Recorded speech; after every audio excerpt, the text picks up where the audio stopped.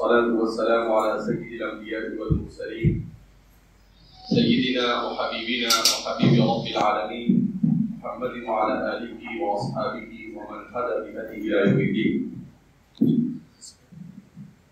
قال الله تبارك وتعالى في كتابه المجيد والفرقان الحميد: أعوذ بالله من الشيطان الرجيم، بسم الله الرحمن الرحيم. لعلك باخر نفسك على آثارهم إن لم يؤمنوا بهذا الحديث أسفا.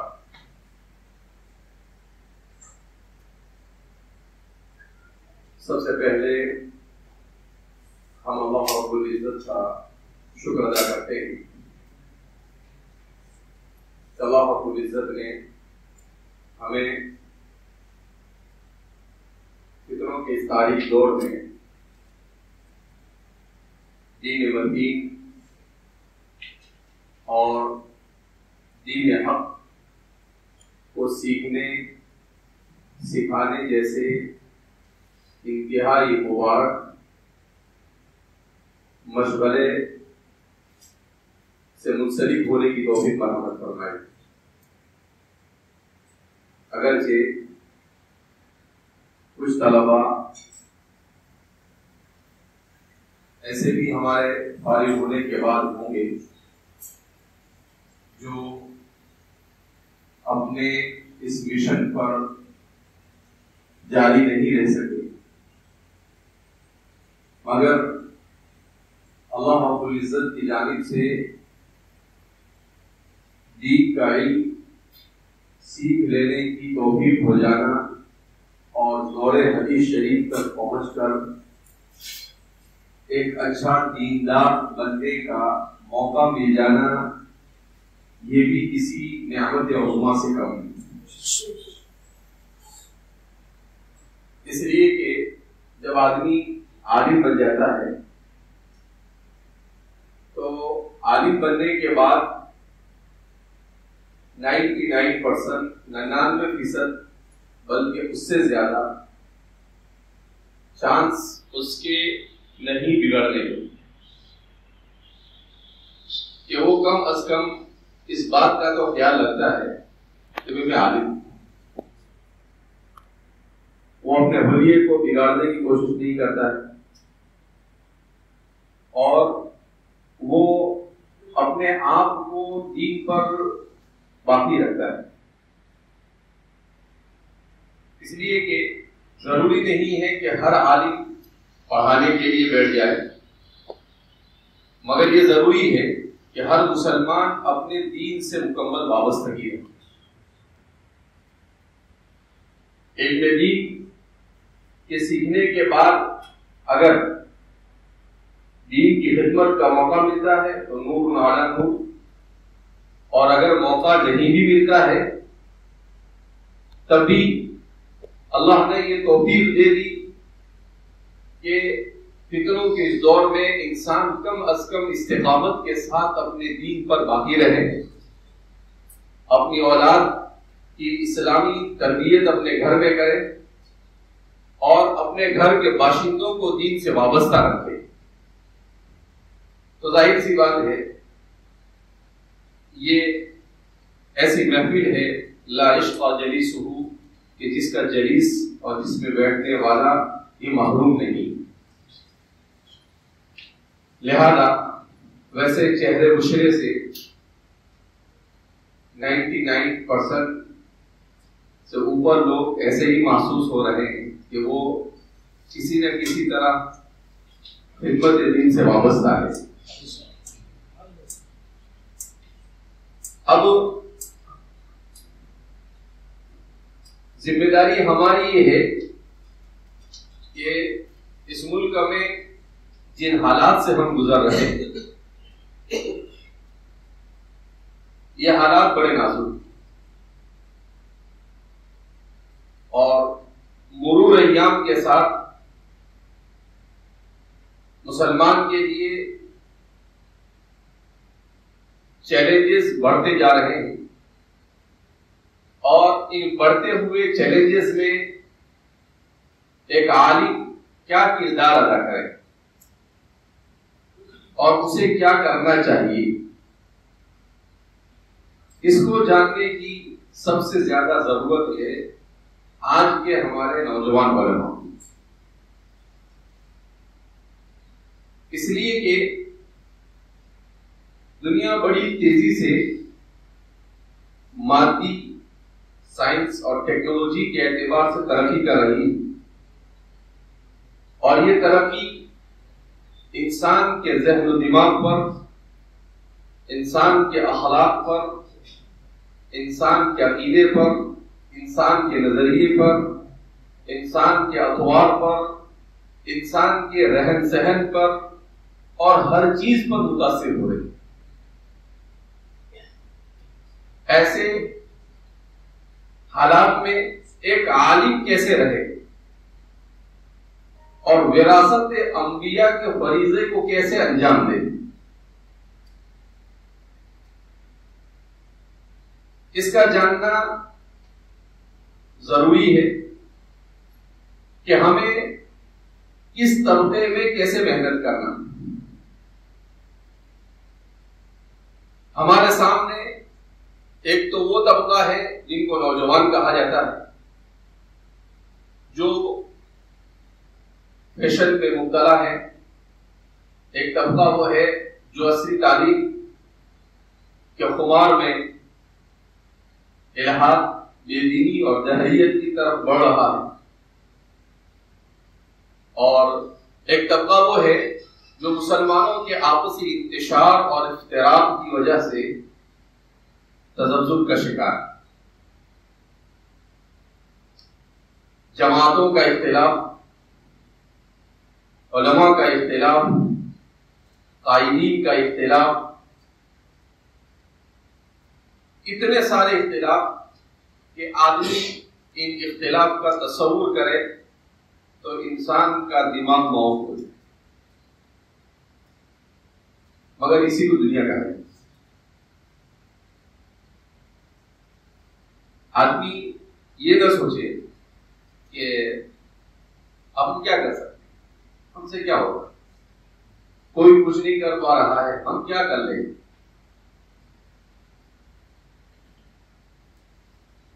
اگر ایک آدمی کھڑا ہو جائے تو وہ بہت کچھ کر سکتا ہے۔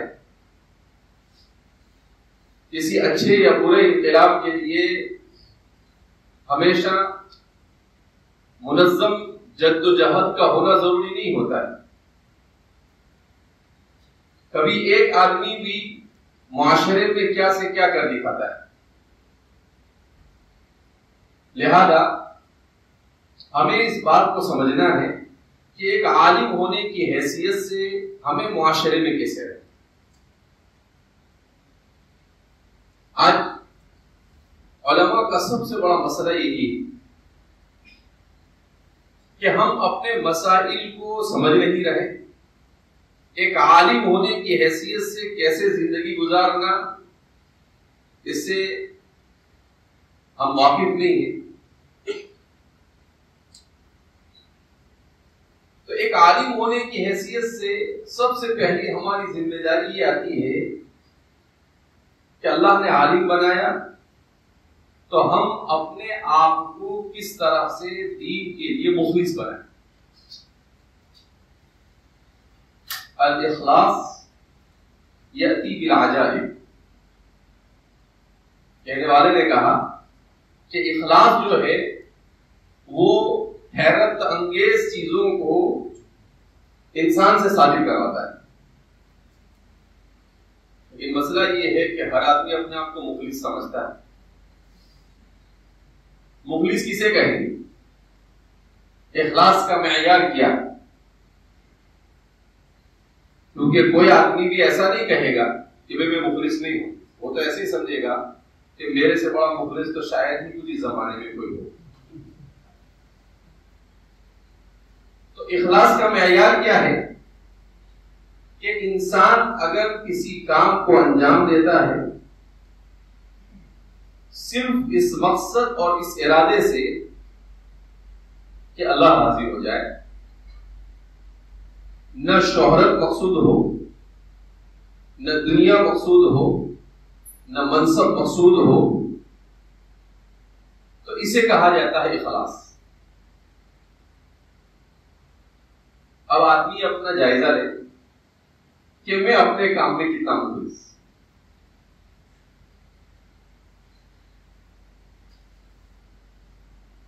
جب اخلاص نہیں ہوتا ہے تو انسان کے پاس چاہے کتنی ہی صلاحیت ہو، چاہے انسان کے پاس کتنے ہی وسائل ہو، مگر عدم اخلاص کی صورت میں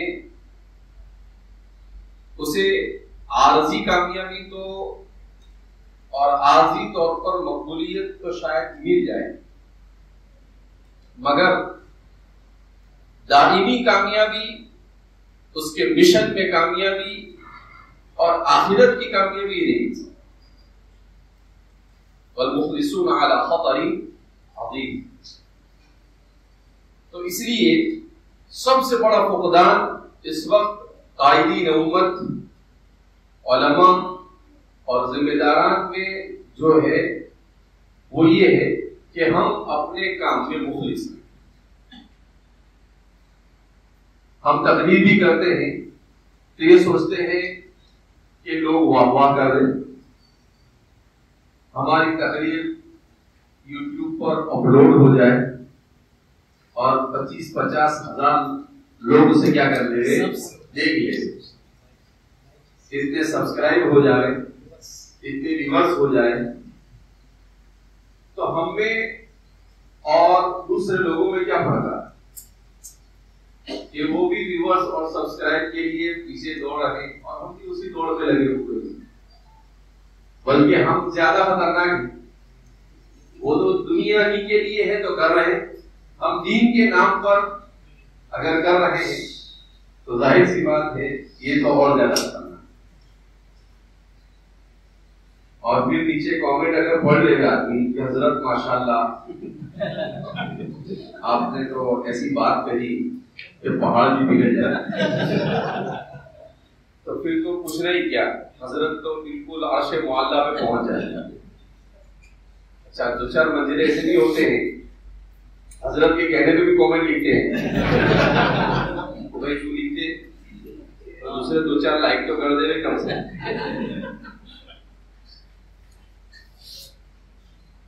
تو یہ بڑا عجیب ہے، اور ہر آدمی اٹھا بیٹھا یوٹیوب چینل بنا رہا ہے۔ کیا ضرورت؟ ہم عالم کو عالم کی حیثیت سے رہنا چاہیے۔ وہ ویڈیو حرام ہے اور حرام، اس کو فمن اضطر فی مخمصۃ غیر متجانف لإثم، تو اسے اضطرار کی وجہ سے کہ بھئی شر اس کی وجہ سے بہت پھیل رہا ہے، تو کچھ لوگ ایسے کھڑے ہو جو اس شر کا مقابلہ کرنے کے لیے وہاں پر آئے، تو فرض کفایہ میں تو بڑی کفایت شعاری سے کام لیتے ہیں، لیکن جو اضطرار کفایہ ہوتا ہے وہاں پر بڑی فراخیلی سے کام لیتے ہیں۔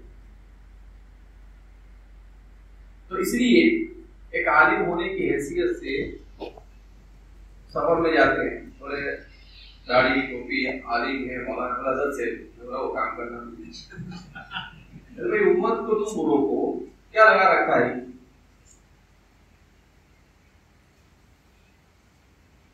تو اچھا بعض لوگ ایسے بھی ہوتے ہیں، اپنے بولتے ہیں کہ آپ عالم ہیں، آپ سے بھی لینے کی بات کرتے ہیں، تو وہ نظر چلتا ہے، ارے ایسے کیسے چلتا ہے؟ نہیں یہ تو نہیں، بھائی عام آدمی ہے، جاہل ہے، وہ کرے تو ایک الگ بات، عام اور خاص میں کوئی فرق بھی تو ہونا چاہیے۔ ہدیہ لینا ہو تو برابر العلماء ورثۃ الانبیاء، الانبیاء لم يورثوا دینارا ولا درہما انما ورثوا العلم، پوری حدیث یاد رہے۔ لیکن جہاں پر سیرت انبیاء پر عمل کرنا ہو تو پھر العلماء ورثۃ الانبیاء بھول جاتے ہیں، اور جس امت میں علماء صحیح راہ پر نہیں وہ امت کبھی بھی اسلامی نقطۂ نظر سے ترقی نہیں کر سکتی. ہم یہ کہتے ہیں کہ عوام ہماری قدر نہیں کرتے. اگر ہم اخلاص سے صحیح ڈھنگ سے الدین والنصیحہ ابتغاء مرضات اللہ خیر الناس انفعهم للناس ان ملت کے اجتماعی مسائل کو ان کے منافع کے مطابق اگر ہم کرنے لگے تو سب لوگ آپ کی بات سننے کے لیے بھی تیار ہیں اور آپ کی عزت کرنے کے لیے بھی تیار. آپ کرے کچھ نہیں. کچھ لوگ کیا کرتے ہیں کہ علماء کا اتنا پگار ہونا چاہیے. وہ مزدور آ گیا تو ہمارے سارے علماء گروپ میں فارورڈ کرنے کا کرتے شروع کرتے.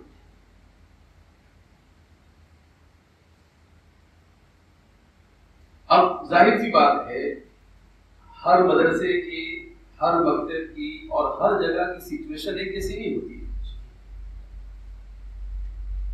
کسی کی ضرورت نہیں پوری ہو پا رہی ہے, کسی کی پوری ہو پا رہی ہے. کسی کے پاس وسائل زیادہ ہے, وہ زیادہ نہیں, وہاں 15,000 روپے دے دے اور تم 5,000 دے رہے اور کہاں 15,000 کا ہے. ہم تو علماء ہیں, وارثین انبیاء ہیں, تو انبیاء نے کیا کہا اسألکم علیہ اجرا ان اجری الا علی اللہ. یہ آتی ہے اللہ نے کتنی مرتبہ انبیاء کی زبانی قرآن میں کہا. اللہ کو معلوم تھا کہ 14ویں 15ویں صدی میں بھاری بھاری ہستیاں آنے والی ہیں. تو كذب قوم نوح المرسلين إذ قال لهم أخوهم نوح ألا تتقون إني لكم رسول أمين واتقوا الله وأطيعون وما أسألكم عليه أجرا إن أجري إلا على الله. ابھی رکوع ختم نہیں ہوا, پھر آئے كذبت ثمود المرسلين كذبت عاد المرسلين إذ قال لهم أخوهم هود ألا تتقون إني لكم رسول أمين فاتقوا الله وأطيعون وما أسألكم عليه. ابھی رکوع ختم نہیں ہوا, پھر آئے كذبت ثمود المرسلين إذ قال لهم أخوهم صالح ألا تتقون إني لكم رسول أمين فاتقوا الله وأطيعون وما أسألكم عليه من أجر. كذبت قوم لوط المرسلين إذ قال لهم أخوهم لوط ألا تتقون إني لكم رسول أمين فاتقوا الله وأطيعون وما أسألكم عليه من أجر. كذب أصحاب الأيكة المرسلين إذ قال لهم شعيب ألا تتقون إني لكم رسول أمين فاتقوا الله وأطيعون وما أسألكم عليه من أجر. یہ ہے انبیاء کی ذمہ داری. ہر نبی سے کہلوا ہے. اولو العزم انبیاء میں حضرت نوح علیہ السلام, ان سے بھی کہلوا ہے. حضرت سب دنیا کی اس وقت کی ترقی یافتہ جس کو یہ کہیں گے کہ جو ہمارے زمانے کی طرح سب سے بڑی انجینئر قوم تھی, قوم عاد اور قوم ثمود, وہ انجینئر قوم تھی. اپنے گھروں کو اس میں پہاڑوں کے اندر میں بناتے تھے. میں خود دیکھ کر آیا ہوں, اردو میں گزشتہ سال گیا تھا سفر میں.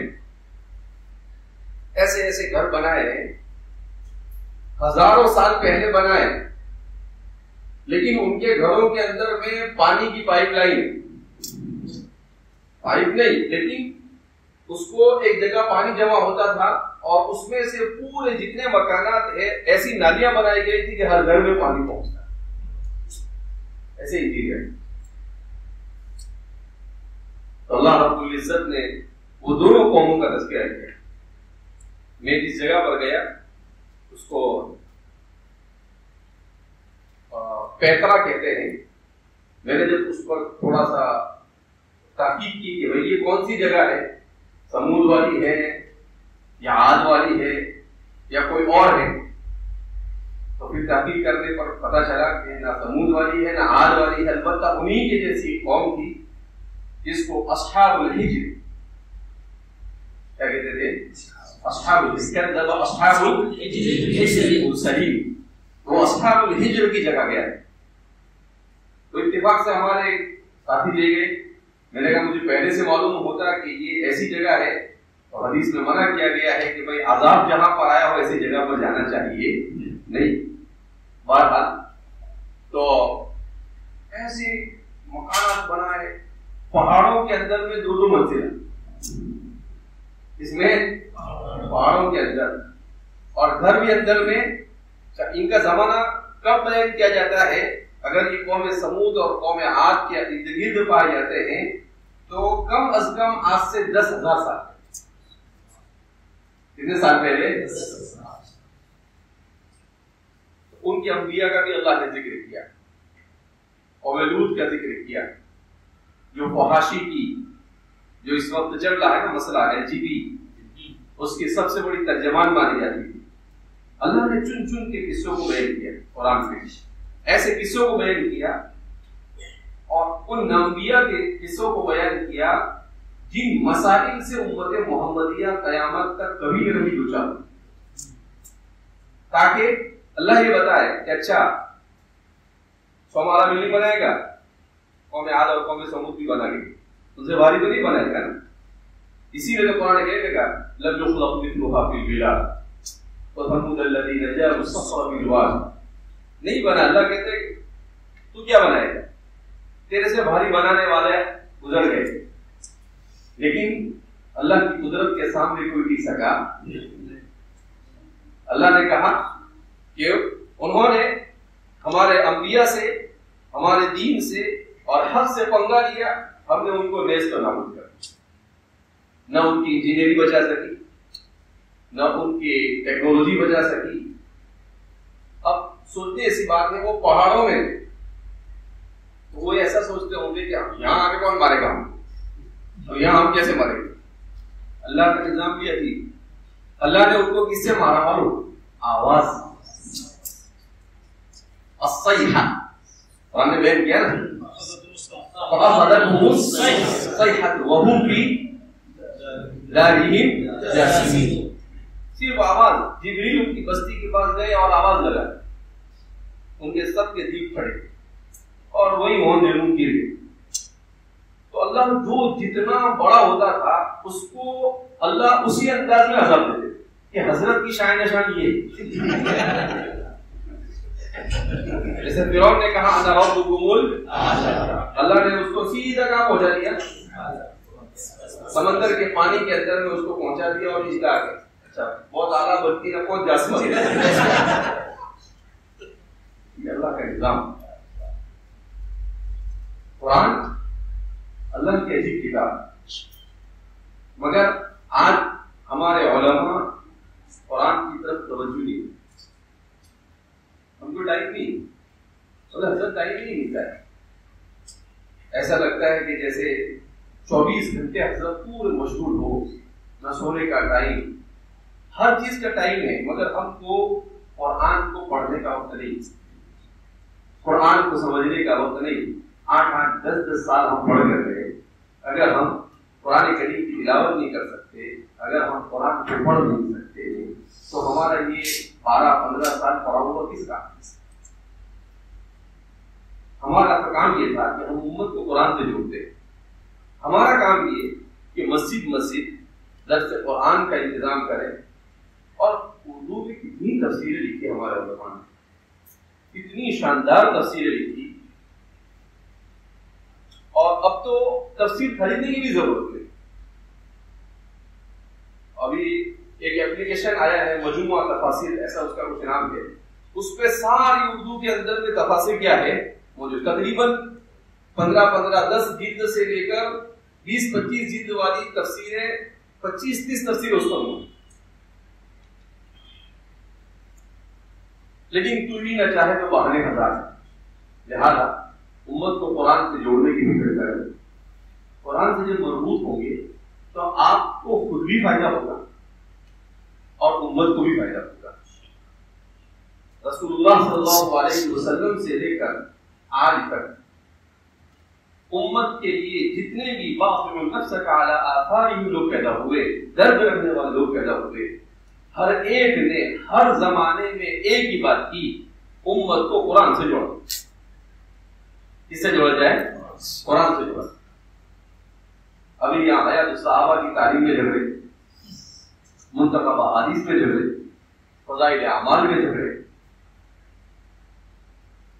یعنی جہالت ایسی کہ ایک جگہ پر اختلاف ہوا رمضان، بولے فضائل اعمال کی تعلیم نماز بعد پہلے وہ ہوگی تفسیر میں. وہ عالم نے کہا کہ کوئی بات نہیں، ٹھیک ہے فضائل اعمال کی تعلیم کے بعد تفسیر. تو بولے اس کو آدھا گھنٹہ لگتا ہے. بولے آدھے گھنٹے کے بعد بہرحال کیسا کر کے اس کو بند کرا دیا. اور پھر بولے وہ واٹس ایپ پہ میسج الحمدللہ ہم نے تفسیر بند کیا.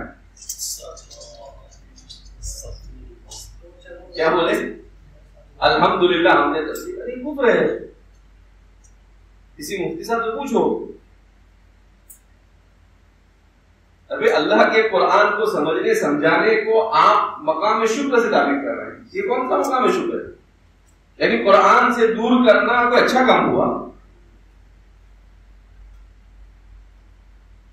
اس لیے امت کو قرآن سے جوڑنے کی. کل ہی میں ایک کتاب پڑھ رہا تھا. اس کتاب میں بڑا اچھا لکھا تھا کہ حدیث پاک میں نبی کریم صلی اللہ علیہ وسلم نے ارشاد فرمایا ان احب الاعمال الى الله ادوما وان قل. مسلم شریف کی روایت. اس کی شرح کرتے ہوئے لکھا کہ انسان اگر چھوٹے چھوٹے عمل کا روزانہ اپنے آپ کو عادی بنائے تو انسان آخرت میں کتنا بڑا ذخیرہ کر سکتا ہے. تو انہوں نے دو مثال دی. میں نے اس کا فوراً ترجمہ کیا اور یہ ہمارے بورڈ پہ مولوی جاوید پورنیا لکھتے ہیں. ان کو میں نے بھیجا, میں نے کہا اس کو بورڈ پہ لکھتے. انہوں نے لکھا کہ اگر روزانہ آپ 5 صفحے قرآن تفکر اور تدبر کے ساتھ نہ سمجھ میں آئے تو تفسیر کی طرف رجوع کرتے ہوئے پڑھتے ہیں تو 4 مہینے میں پورا قرآن آپ غور کے ساتھ پڑھ سکتے. کتنے مہینے میں؟ 4 مہینے. اب آدمی گھنٹوں موبائل پر نکال دیتا ہے.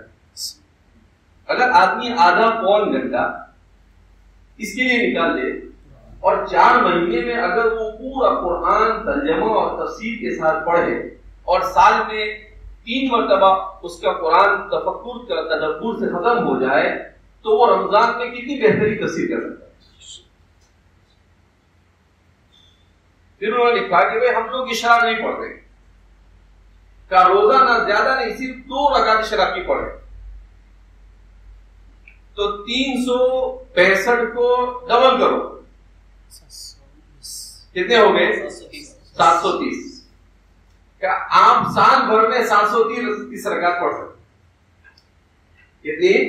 تہجد کی 2 ملاؤ, میں نے اس کے ساتھ ایڈ کیا تو کتنے ہو گئے 1460. اوابین کو ملاؤ تو 2190 یعنی 2200 رکعت. 2 رکعت پڑھا ہے. کتنا ٹائم لگتا ہے اس میں؟ 5 منٹ. زیادہ سے زیادہ اگر اچھے سے پڑھے اور سپر فاسٹ والا ہے تو 2 منٹ. ایسے کسی نے کہا 2 منٹ لگتی ہے. تو امت کو اس طرح سے دین سمجھانے کی ضرورت ہے. وہ کیوں دین سے قریب نہ ہو؟ آپ اس کو اس انداز میں دین اس کے سامنے رکھیے. ہم مشکل کر کے پیش کرتے ہیں تو جب مشکل کر کے پیش کریں گے تو ظاہر سی بات ہے وہ امت مولانا صاحب تو ہر چیز حرام ہی کہتے. ایسا نہیں ہوتا. اس کا مطلب یہ بھی نہیں کہ سب حلال کہنا شروع کر دیں. ان کو بتائیں کہ بھائی یہ چیز اگر شریعت نے حرام کی ہے تو حرام کے پیچھے یہ حکمت ہے اور اس چیز کو اگر اس طرح سے کیا جائے تو یہ حلال ہو جاتی ہے. اس کا شرعی متبادل بتانا ضروری ہے. لہذا امت کو اپنے سے قریب کرنے کے لیے اپنے آپ کو قرآن سے قریب کرو تو امت کو بھی قرآن سے آپ قریب کرنے میں کامیاب ہوں گے. اور جب آپ امت کو قرآن سے قریب کرنے میں کامیاب ہوں گے تو امت کسی فتنے میں مبتلا ہے. امت کو حدیث سے قریب کرو. ابھی شارع علم کا شمار آیا رمضان سے پہلے تو اس میں میں ادارے لکھ رہا تھا. جاری کے دوران ایک 2 مضمون گزرے عربی میں تو میں نے اس کا ترجمہ اس میں لیا ہے کہ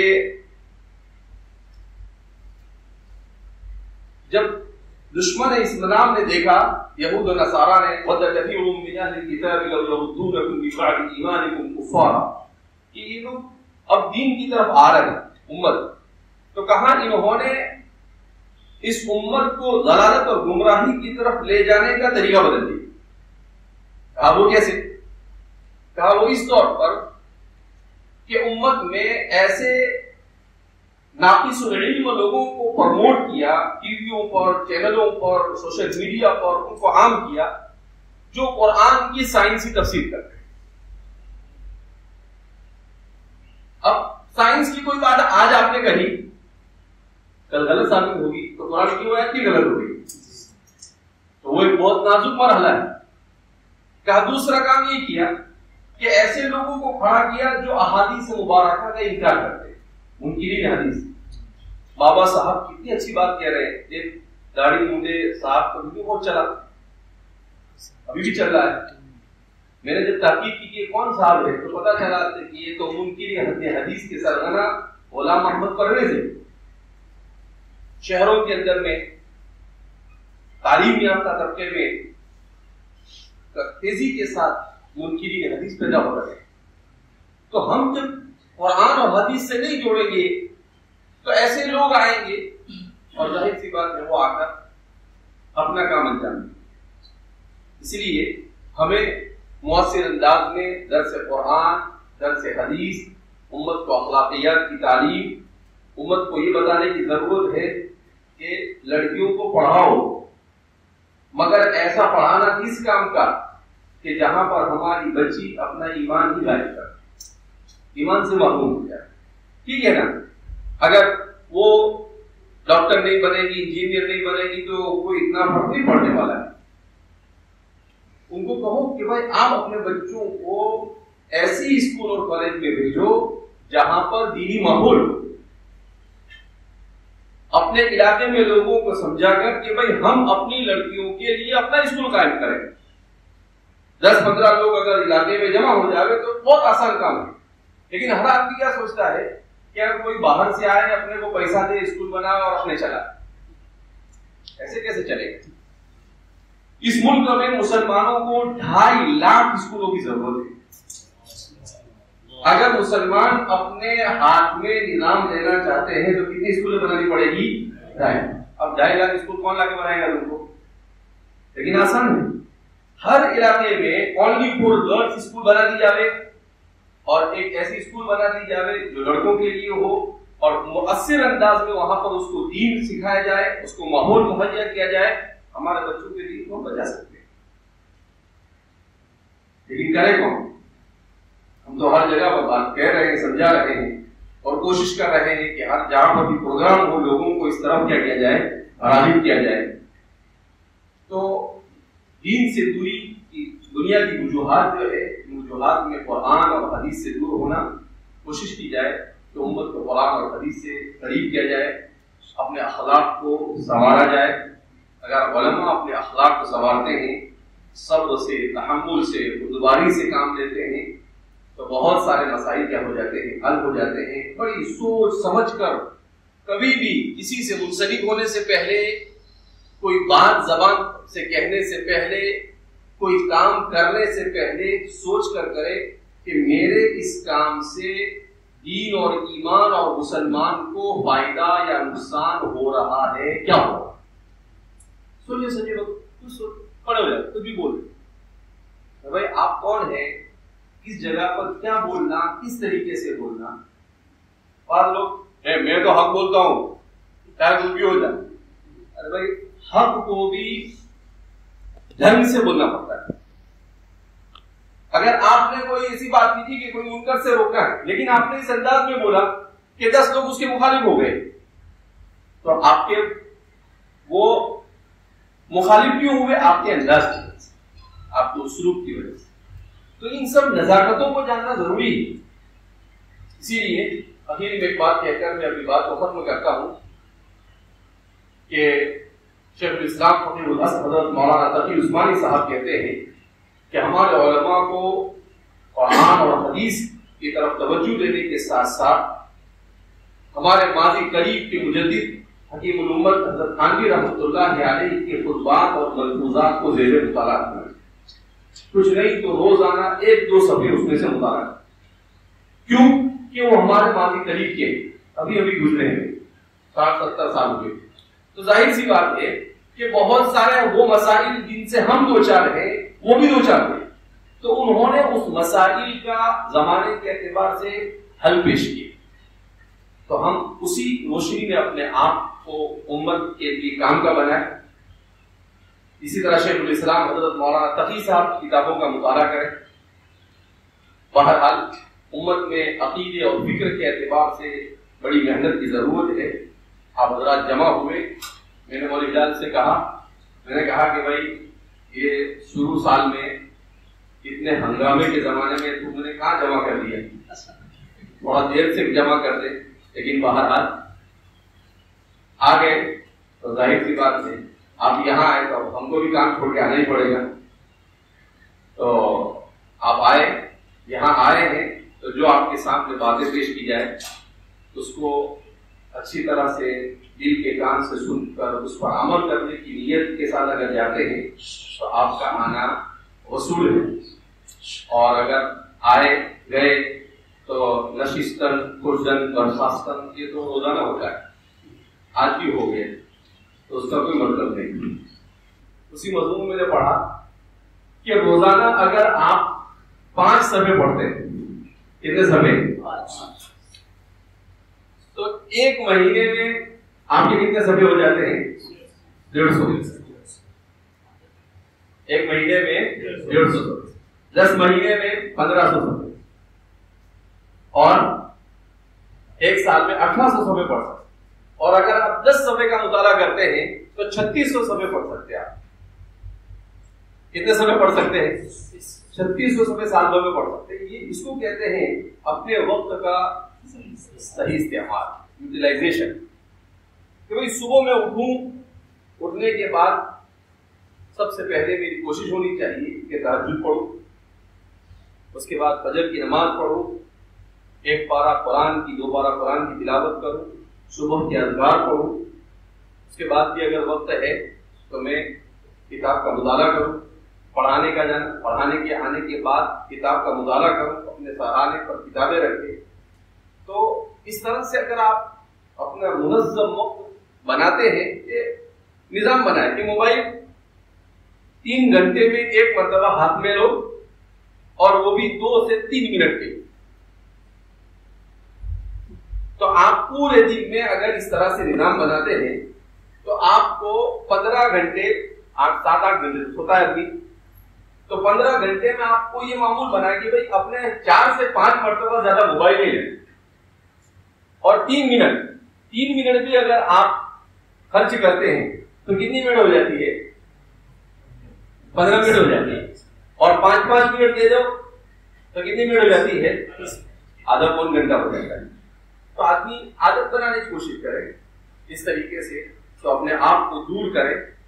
بہرحال بہت کام کرنے کے ہیں، بہت مواقع ہیں اپنی آخرت بنانے کے، اللہ نے مواقع نصیب فرمائے ہیں۔ اللہ رب العزت ہم سب کو اخلاص اور الہیت کے ساتھ امت کی ضرورت کے مطابق کام کرنے کی توفیق مرحمت فرمائے، دین پر استقامت نصیب فرمائے، اور اللہ ہر قسم کے شرور و فتن سے ہماری حفاظت فرمائے، اللہ کہنے سننے زیادہ عمل کی توفیق مرحمت فرمائے۔ باقی دعوانا الحمدللہ رب العالمین۔